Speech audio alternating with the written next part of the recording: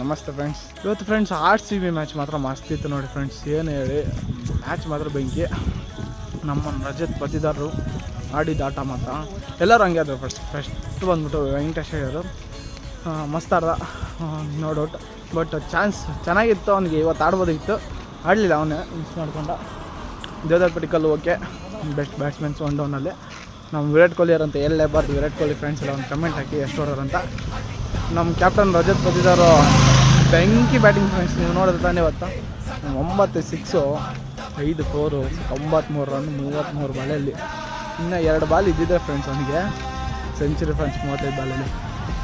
ಇವತ್ತು ಏನನ್ನು ಹೇಳಿ RCB ಫೈನಲ್ ಹೋಗಿದ್ದು ಮಸ್ತ್ ಬಿಡಿ, ಮಸ್ತ್ ಖುಷಿ ಆಯಿತು.